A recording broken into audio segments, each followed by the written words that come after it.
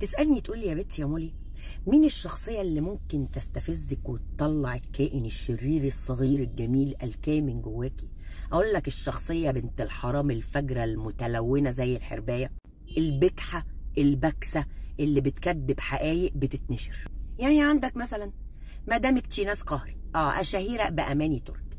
الست دي من ساعة ما طلعت لها الفيديو بتاع معتز مطر وهي يا اخويا ولا على حمي ولا على بارد، وعماله تلف وتبرم على رجليها زي انتايه العنكبوت كده. طبيعي ومتوقع برضو، ما هي ضربه المرزبه دي كانت مؤلمه يعني، وضربت مفك جامد يعني في سمعتها. بس مش متوقع ولا طبيعي هو كميه التخبط في التصريحات والكلام بالشكل ده. يعني مره هتقول لك الفيديوهات AI، لا يا جماعه دي من 11 سنه، هو انتوا ايه اللي خلاكم تطلعوها دلوقتي؟ ما يمكن غيرتي رايك. اللي بيغير رايه بيقول يا مدام، اللي بيغير رايه بيقول. على شخصنة بقى للموضوع، على خناقات مع الناس ونجيب سيرة بنات الناس، وبرضه مش هنرد عليكي ونطلع فيديوهات لبناتك عشان عيب، احنا كبار. احنا كبار. لكن توصل البجاحة والبكاسة انك تقولي تحيا مصر ويحيا سيسي، يا نهار اسود على شغل الحرابي يا خراشي. بتعملوا معايا كده ليه يا جماعة؟ ده انا بحب مصر. انهي مصر؟ مصر اللي اتنازلتي عن جنسيتها عشان تاخدي الجنسيه الدنماركيه، وده بكلامك بالمناسبه، بكلامك، وانك حاولتي ترجعي جنسيه تاني ما عرفتيش ترجعيها، وان شاء الله يا رب ما توعي ترجعيها، ولو رجعتيها اقسم بالله العظيم لا يبقى دوري في الحياه انها تسقط عنك. انهي مصر بقى اللي بتحبيها؟ انهي مصر بالظبط؟ مصر اللي عمرك ما عشتي فيها؟ ما هو انت لو تعرفي مصر والمصريين ما كنتيش تعملي اللي انت بتعمليه ده. مصر دي بقى اللي رحتي تطلعي مظاهرات ضدها؟ مصر دي اللي رحتي ترفعي علامه رابعه الخرفنجيه ضدها؟ مصر دي اللي وقفتي في كل حته في الدنيا تقفي ضدها وضد قيادتها؟ انهي مصر بالظبط؟ اوعي تعملي نفسك معارضه، عشان دي مش معارضه، دي جماعه مصنفه كجماعه ارهابيه في مصر وفي عده دول. مبروم على مبروم ما يرولش يا اجمد ربعويه ولا ايه؟ انتي سالتي عليا قبل ما تعملي الحركات دي؟ ما سالتيش الجماعه اللي مسرحاكي ومشغلاكي الولايه دي بتعمل ايه؟ ما سالتيهمش عن ترتر؟ طب ما سالتيهمش عن عظيمات مصر لما يحطوا حد في دماغهم؟ طب هم جابوا لك من تحت الحوض مبسوطه كده؟ ده الموبايل ما بيبطلش تن تن تن صور بقى وسكرينات وبلاوي، وما عنديش خلق الصراحه اقعد اعمل لك مونتاج واقعد احط الصور تحت. ده انا مش فايقه، انا مش فايقه. في ست كمل كده عظيمه من عظيمات مصر حطيت لك كله كده وعملته فيديو كده على اغنيه جميله قوي، هبقى احطه لكم بقى في اخر الفيديو. انا مش فايقه. بس عارفه يا مدام تشيناز، انا لو مكانك بعد الشر عليا، بعد الشر عليا، ممكن اعمل ايه؟ انا عندي حل من 3 ودول نصيحتي ليكي.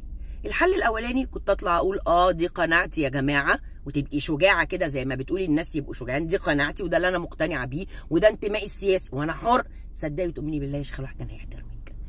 الحاجه الثانيه ان انت تطلعي تقولي انا كنت غلطانه، انا كنت فاهمه غلط، انا كنت مندفعه، انا كنت منساقه، ودي دي دي دي, دي, دي ما كانش حد هيصدقك، بس اتس اوكي برضه كانت هتبقى شجاعه.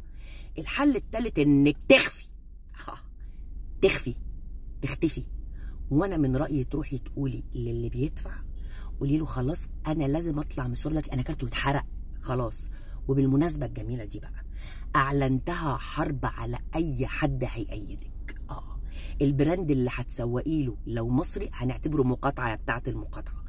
اي انفلونسر بعد ما عرفت حقيقتك هتدافع عنك او مش هتطلع تعتذر انها ما كانتش تعرفك على حقيقتك، هنقاطعها برضه وهنعمل عليها حمله عادي جدا.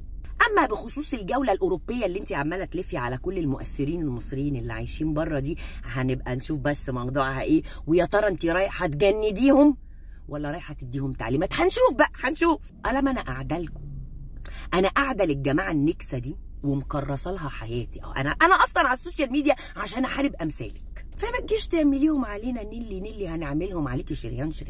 والصور اللي هتتحط في الاخر والصور اللي نشرتها على بروفايلي ولا حاجه جنب اللي عندي. وبالمناسبه افضلي تحامي كده في جنسيات غير مصريه علشان خاطر ايه هم اللي يقعدوا يدافعوا عنك، ما عنديش اي مشكله. بس برضه عارفه بلدك التانيه تبقى مين؟ عندي سكرينات وانتي بتعملي ريبوست لاراء ضد الملك بتاعهم. فالاحسن بدل ما تخسري الجلد والسقط انك تخرسي. اعملي بقى اللي تعمليه، الاختيار اختيارك والقرار قرارك، بس هي خلاص كبرت في الدماغ الصعيدي، خلصنا. اما بقى بالنسبه للي جابوكي وعايزين يعملوا لنا اعاده تدوير نفايات الاخوان وعايزين يلمعوكي ويغسلوا سمعتك، دول حسابهم معايا على تقيل. ما انا مش هحل. شوفوا وشكوا على خير مع ضحيه جديده من الاشكال دي.